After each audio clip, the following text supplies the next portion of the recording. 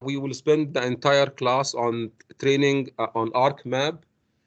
Just a kind of a prerequisite. If you want to start your ArcMap, make sure that you have your VPN client, like I do here, Global Protect. Make sure it's turned on. You're connected. The reason why, because simply the software needs a license, and the license exists on state server, and you have to go get connected to the VPN. Once you are connected, then what you do is you go to your all programs, like so, and you can see we have programs, and pretty much like all of you, every CVT student will have this folder called ARCGIS. Okay, so when you open this folder ArcGIS, you can see here we have many more than one piece of software. Okay, just to give you some names, we have ArcMap, we have ArcScene, we have ArcCatalog, and we have ArcAdministrator. Really, not all of them they are software. Some of them, for example, like the Arc Administrator, this one is not a software. It's just a utility that controls the connection to the license. In our class, we will focus mainly 95% we focus on ArcMap. About 5% we have a little exercise on ArcScene, and I will show you the difference between ArcMap and ArcScene later on. For now, please go ahead and click on ArcMap. You can see it comes with a version like 10.6.1. Not necessarily you have the same number. Maybe you have an earlier version or later version. It doesn't matter. As far as what we teach you in this class, all of them, they are the same thing. So please go ahead and click on ArcMap. As the software is going to start, it's going to take like a minute or so. So I just want to tell you a little bit about the software. The software is developed by a company called Esri. You can see the name here on my screen, Esri. And Esri is the one of the pioneer companies in in GIS. So early on, they created probably the first platform for GIS. And it is not really a free software. You have to pay for the license. And just wanna you write something, probably if you have a pencil or pen or something, please take a note. If you like what you see on my class, and let's say you graduate now, you give back your state laptop, you have no access to all the state software. Can I learn more about GIS?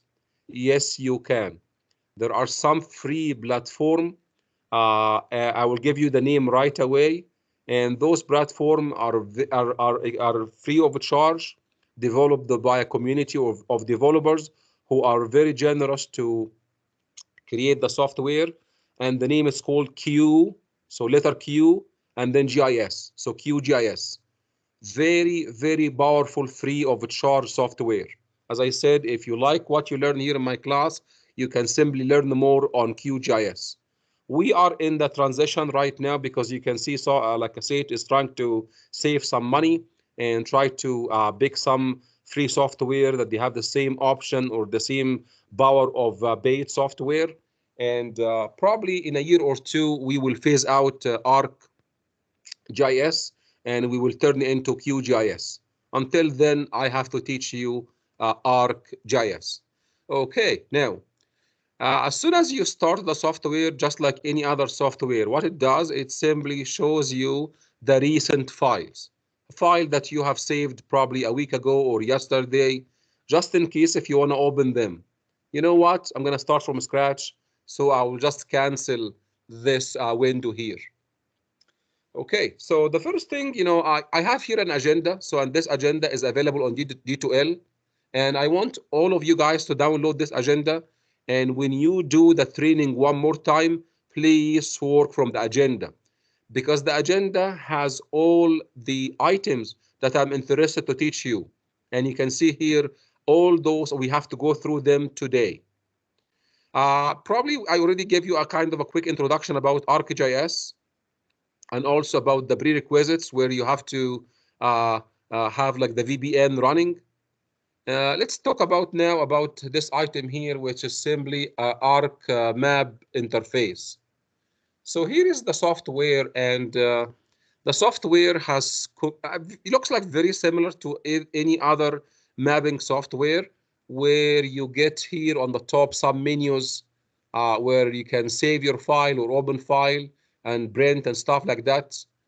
And also you get here toolboxes where there is a toolbar, toolbars, where you have toolbar, and on the toolbar there are some icons which gives you access to the same command which you can access from the menu. So nothing super here, huh? Next is we in the middle here, we have our map area. So this is in the middle here, it's our map area. Same as AutoCAD, there is a place where you can see your spatial data and see all the roads and all the building and stuff like that. So this thing in the middle here called map area. And also if you wanna draw something, like draw like center lines or draw anything, you should be able to do it here in the middle. Okay. On the left side here, there is something called the table of content. Table of content on the left side, table of content. Table of content, I would say like tool space in Civil 3D, kind of like tool space in Civil 3D. And hopefully you understand the importance of the tool space in Civil 3D. Okay, we will look at table of content very shortly when we import some data. We'll see what happens on this side. Now let's go to the most important. The next one is the most important part of the interface. This thing here called the ARC catalog. ARC catalog on the right side. And this ARC catalog here, it is a separate software, so you can run ARC catalog on its own, or you can access it under ArcMap. For most of the users, what they do is they access ARC catalog under ArcMap. And you will see we will have one use of ARC catalog very shortly. Now, what I want to say here, and I get you kind of emotionally prepared, that as we go through the ArcMap, you will see the software behaves and operates in a completely different way than any other software you have seen it in your life. And I will show you what do I mean very shortly, okay? It doesn't mean that its software is difficult to deal with. It is not. However, it is just different, okay? Now, for example, when you work on one file in AutoCAD or WinWord or Excel, and you wanna open the file, okay, from your hard disk, how can you do that? You just go from menu, file, and then open. You can browse your computer. For example, it is located on your desktop, and until you find your file and you open it. In ArcMap, things don't work this way. What do I mean? It means right now, since this is your first time to open the software, it means that you cannot access any folder or any file. Now, I'll show you what to do to create or to be able to access some of the files. So the secret here is something called folder connections. And if you take a look at my ARC catalog, you can see here that's ARC catalog on the right side. One of the things we do in ARC catalog, which is very important, is we create a folder connection. And what does it mean? It means you're going to pick one location on your hard disk and connect the software to this location. And also what this means, it means you should be able to read data files from that location. Before this step, unfortunately, you cannot read, like, for example, AutoCAD or maybe WinWord or Excel. As I told you, it's not difficult, but it's different. So please watch me how easy to create a folder connection. So what you have to do is, you can see here right now, I have no folder connection at all. I clean all my folder connection before I teach you, so we start from the same point. Now, all you have to do is, you click on folder connections and you can take a right click. When you take a right click, you get this little dialog box where it says connected to a folder. So we're kind of ready, huh? Okay, let's go ahead and connect to a folder. Now you can see here is my computer, where you can see here is this PC, and here is my document and downloads and C drive. So, and also you can see I can access my H drive and O drive. So anything that I connect to, I am able to create a folder connection. You know what? I'm not going to connect myself to the H drive or the O drive. The data that was available on the D2L, I asked you last class to download some data.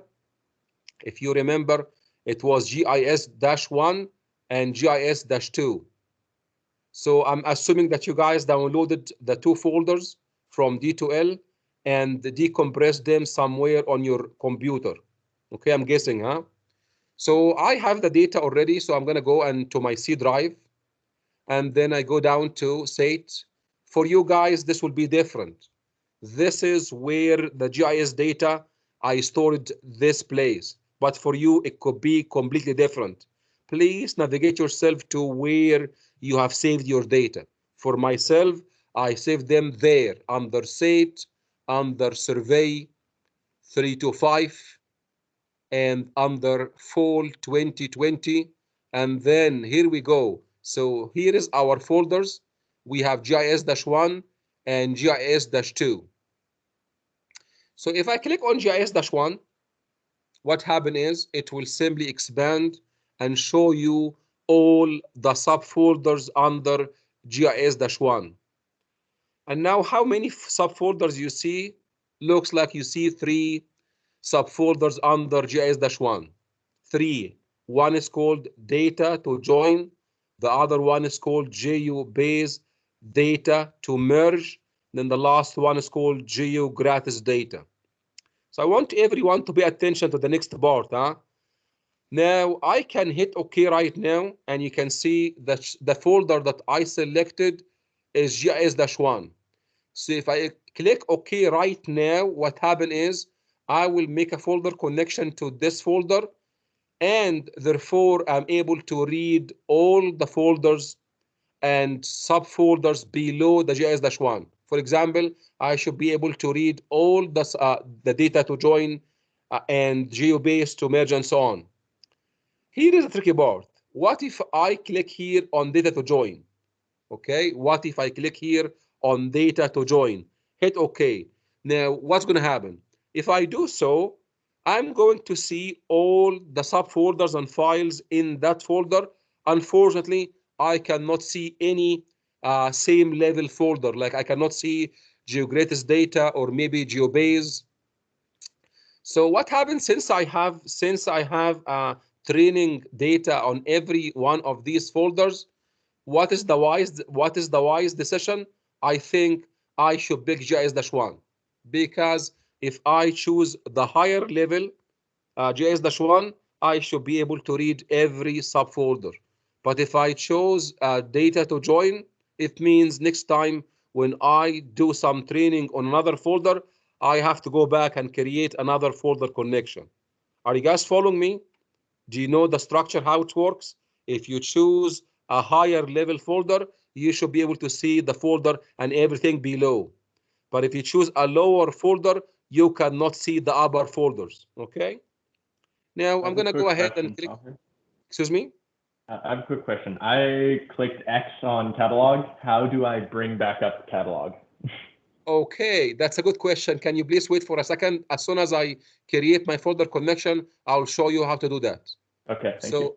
Okay, so you can see here, I click on GIS-1, I hit OK, and please, everyone, before I hit OK, I want you to look at what is going to happen here. There is something is going to happen here in a second. Watch this. Hit OK. And you can see right now, I have created my first folder connection. Remember, you can create as many as you wish. You can come back here and I can say right click and say connected to another folder. So I can create as many folder connections as I wish.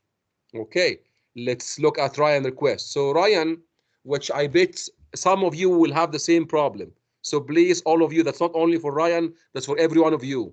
You can see here whether the table of content or the catalog, that you can close them. For example, watch this. So what if by mistake I click on close and right now I don't have the catalog. The catalog is gone. And let's click on all of them. So click close and click close. So here we go. I have no table of contents, no catalog, nothing. How can I bring them back? Watch this. So in the middle here, in the middle, there are 5 different icons. 5 different icons starting from the left. And if you leave your mouse for a second, it says table of content. If you click on table of content, what it does, it brings up your table of content one more time. If you go to the next one, it's called catalog. So if I click on catalog, it brings up my catalog. And then finally, if I click on search, it will bring up my search. And you can see I can switch between catalog and search from the bottom tabs. Great question. And again, I bet you that not only Ryan, some of you will face the same problem at some point when you use the software. Now watch this. So now I have a folder connection and looks like there is a plus sign. So I bet you that you can guess. We can click on this plus sign, expanding my folder. Let's do it. So the software I don't know, it's kind of a little bit slow. So it will take a few seconds until the software is able to open the subfolders. And here we go. Here we go. I can see right now, I can see my 3 subfolders. Okay. I can see data to join, GeoBase data to merge, and then finally GeoGratis data. And then also what you can do is you can see every one of these folders has a plus sign. It means you can expand. Let's go ahead and expand GeoGratis data. Okay, now looks like. Sorry, it doesn't let me just to choose GIS1. So when I open that, it asks me to select one another file. So how can I just select GIS1? You're selecting a folder, not a file, huh?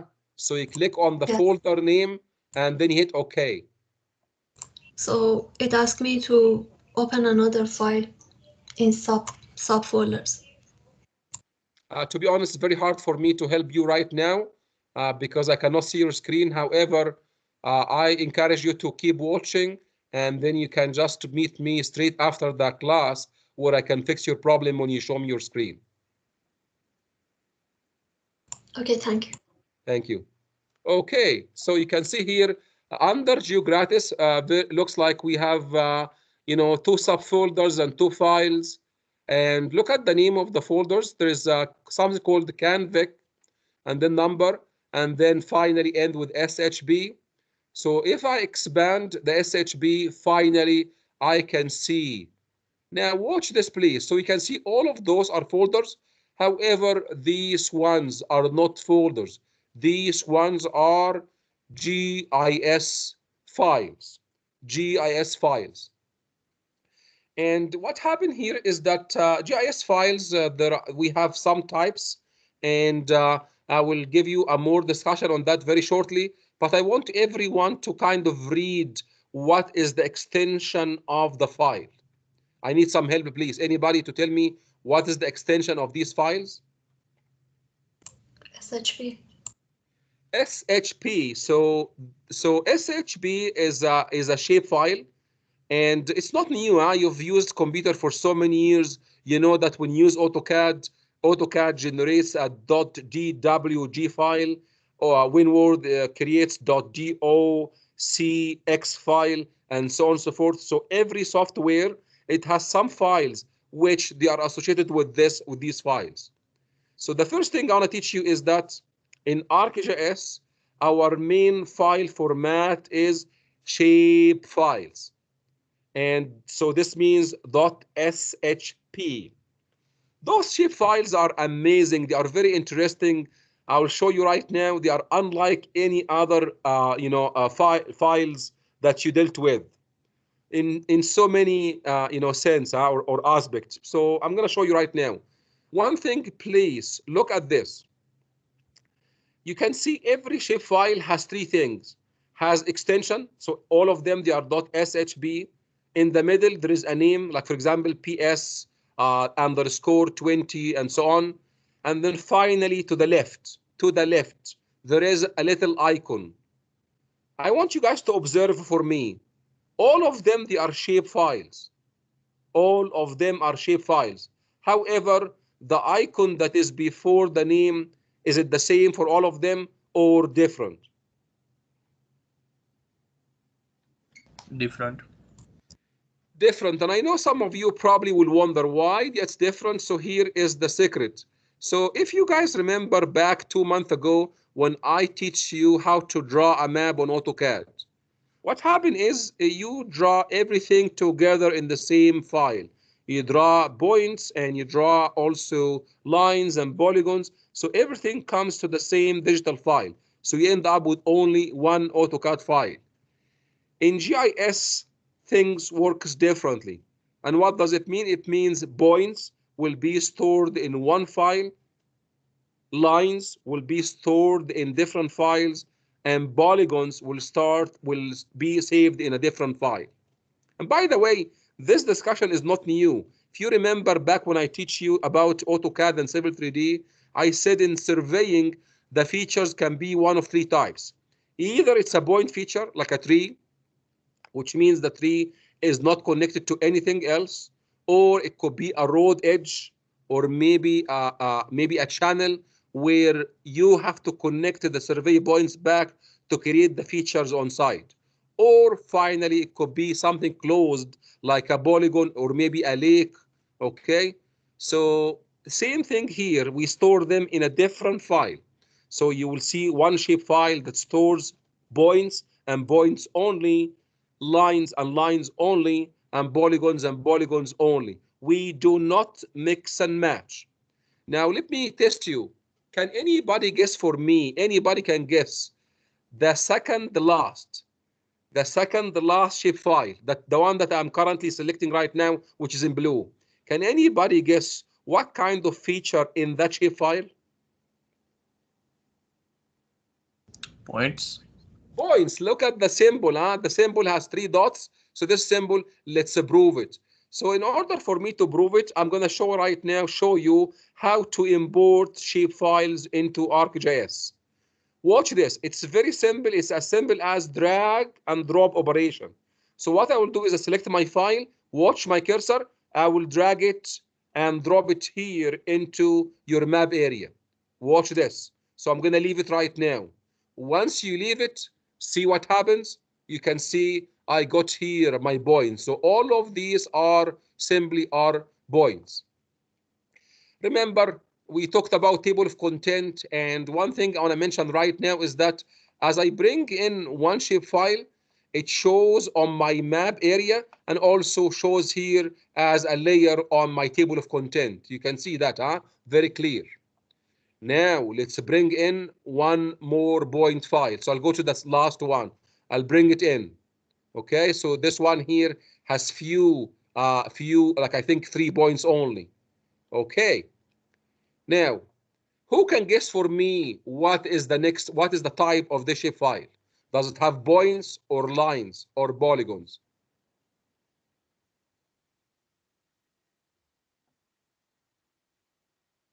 Look at the symbol, Lines. and the symbol should tell you. Any guess? Lines. Thank you. Thank you so much. Yes, lines. Watch me. I will grab it, drag it, and drop it in, and you can see what are those lines? Those are row center lines. And I will keep doing this for all other line shape files. So here's number 2. Here is number 3. And here is number 4. And here is number 5. And here is number 6. Okay? Now, obviously, the last one is, so we looked at point file, a point shape file, and we looked at line shape file. And then finally, right now, we will look at polygon shape file. Watch this, please. I'm going to take this one, and you guys can guess. Look at the symbol on my screen. It looks like polygons, and I just have to click on it, drag it, and drop it into my map area. Please see what happens. You can see I got here a polygon that is colored with maybe light, I don't know what's this color, but let's say light blue or maybe cyan. I'll keep going. I'll take the next one. So here is another area, and then number 3, number 4, and then finally number 5. Okay, So you can see here, I brought in all my shape files. I know some of you will ask a question, oh, Tahir, in order for us to bring in 10 shape files, I have to select them individually, like one by one, drag and drop, drag and drop. Using this method, yes, you have to do it individually, like shapefile by shapefile. Using other methods, which I'll discuss next class, okay, you can multi-select. You can select 10 or 20 shapefiles. You can bring them in the same moment. So now what you learned so far is that it's creating folder connection. So that's one thing that you learn. You also learn about shapefiles, and shapefiles can be one of three types, can contain points or lines or polygons. Also, you can see here when I bring my shapefile, it shows here as a layer on my table of content. Now let me show you more interesting stuff about shapefiles. To prove my point, I'll just minimize my ArcGIS. So I'll put it on the side here, and I will try to open the same location, same location using my Windows Explorer. Okay, you can see here, if you guys remember, the data was available under SATE, Survey 325, Fall 2020, and then GIS-1. And you can see there are three subfolders. I go under GeoGratis data, and then I go to DiscanVic, 15, whatever, SHB, I open it. Now, watch this interesting thing, okay? So right now, I'm showing you a couple of things. I'm showing you the same folder using ArcGIS and the same folder using my Windows Explorer. Normally, you should see the same thing, huh? For example, if I have here 1, 2, 3, 4, 5, 6, 7, 8, 9, 10, 11, 12, 13. Okay, normally you should see here 13 different files. I'm asking you, do we have 13 or we have more than 13? Typically, if you open your Windows Explorer, on the bottom right side, it gives you the number, huh? Can anybody read for me how many files in this folder? 78. 78. Okay. Now, some of you are asking why? Why there is in Windows Explorer has 78 files while I'm assuming that I'm looking at the same folder using my ARC catalog. Here is the secret, huh? So one of the big differences between your ArcGIS and AutoCAD, for example, AutoCAD creates a single file. When you work in AutoCAD for 1-2 hours and then you save your file, it gives you one file. And the file has everything you can think of. It has all the entities, it has all the attributes in one file. However, in ArcGIS, simply it doesn't work this way. Let me show you. I'm going to sort here all my files based on name. You know that in Excel, or sorry, in Windows Explorer, you can sort them based on the date modified or the type or even the name. So please observe the following. I'm going to select a few files and tell me what is common between these files, please, okay? And please just ignore the one in the middle, because this one in the middle here, it's a zero file, okay? So just ignore this one. I'm asking you, what is common between all these files?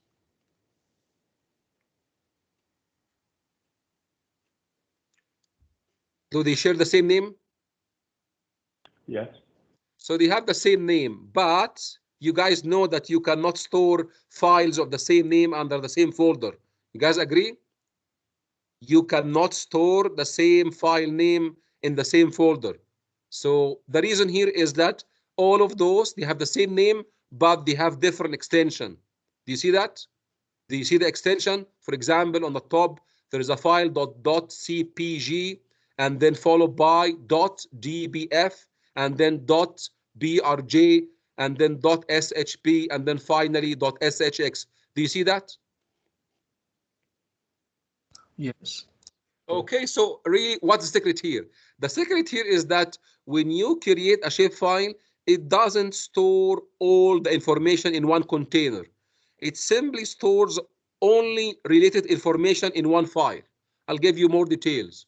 You guys remember, you remember when we talked about GIS last class, we said GIS basically, we start with a base map that has some special entity, like for example, row center line, and we attach to them some attributes. For example, design speed, carbon monoxide emission. Anybody remember this discussion?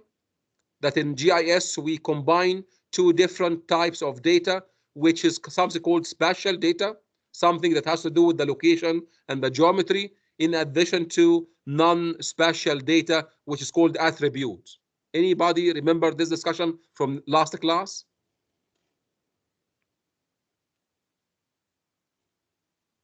Yes. Okay, so the question is, are we saving all those? Remember, so far, we have two different kind of data. Are we storing those data into the same digital file? No, the answer is no. For example, if you look at the shape file, which is the main guy, this guy here is the big guy here. This one is a shape file, and this one stores only the geometry. It means it stores only the coordinates. Now, how about the attributes? For example, like average age or average income, or maybe carbon monoxide emission, or maybe wind speed. Where do we store these attributes? We store them in another file called .dbf, kind of database file format, okay? And what happened here is, because the shape file is the main guy, not only it has the geometry, but also it has a pointer. It has a pointer, it has reference to the associated files. So whenever I come here and I am calling a shape file, bring it in, what happened is it will call other associated file with it to come in as well. Hopefully you guys get this idea. So one more time, in ARCGIS, we do not store all the information within the same digital file. That is unlike AutoCAD. AutoCAD backs everything in the same digital file that you can store somewhere on your computer called .dwg. In ARCGIS, simply it splits your file into smaller files, and every small file, it contains a piece of information. Already said it, that shape file, they contain geometry of points, or geometry of lines, or geometry of polygons, and also it contains a reference to all the associated files. How about the .dbf? It contains attributes. And I know some of you will say, okay, how about CPG? How about BRJ? Okay, watch this. If you are interested and you want to know what these files they contain, I provide you here on my agenda with a link. Once you click on this link here, it will take you to a Wikipedia page where it tells you all the GIS file formats. And you can see we already discussed one of them, so the shape file. So this one contains geometry, and then .dbf, it contains simply the attributes. Something that you will learn in my class, but not today, in the next class, there is something called projection and map and coordinate system. So this you will know way next class about projection. So the projection system of your map is stored in a different file. Now this will lead us to one interesting discussion, okay? And I need your help. Okay, now let's say you work in a capstone project, or maybe when you graduate, you work on ARCGIS and you are creating some shape file. Then you want to send your co-worker, or maybe a classmate. You want to send your work to your classmate. That's not for the GIS project, by the way, huh? Okay? Don't share your work in your project here. That's individual effort. But let's say in your work, you want to share with your coworker, you want to share your shape file. My question for you is, should I copy? So I go here and I say, right click and say copy, and then open my email, and then paste this shape file into my email, send it to them. What do you think? What do you feel about it after this discussion? I think all the files with the same name should be sent. Exactly.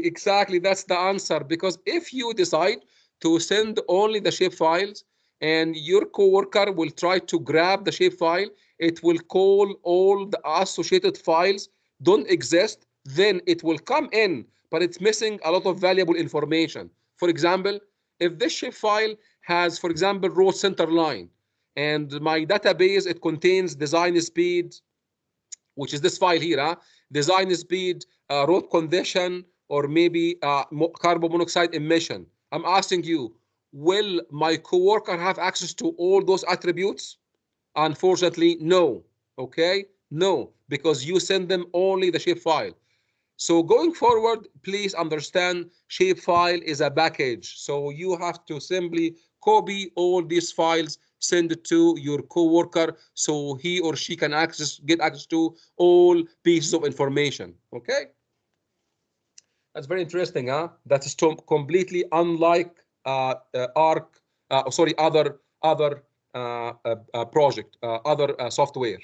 Okay, now let's go back to our software here. I want to teach you, for example, for probably 5 or 10 minutes, and then we can take a break. Now let's talk about the table of content because it's kind of interesting, huh? So far, all we can see is a table of content looks like layer control in AutoCAD.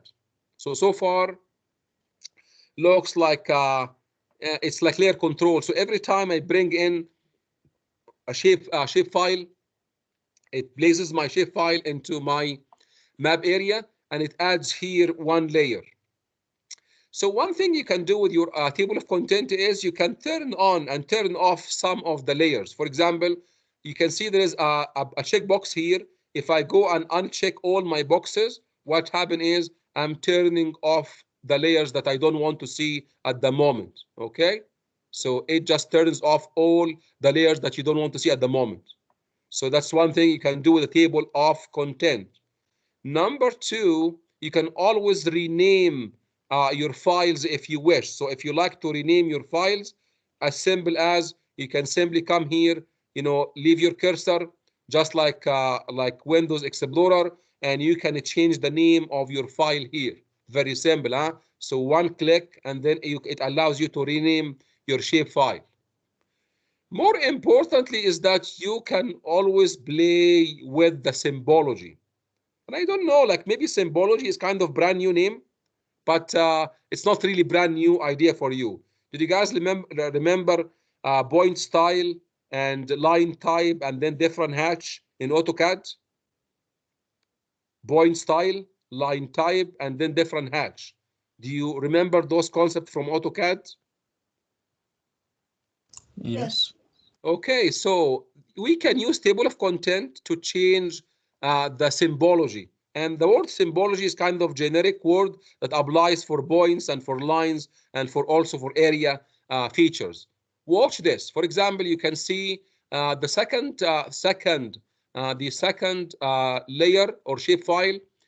It takes a diamond, and the diamond is green. Can I play with this green diamond here? Can I give it a different symbol? Watch this. So if I zoom in, you can see here all the road intersection, they have a green diamond. You can certainly do by just one click, only one click to the symbol itself, not the name, but the symbol itself.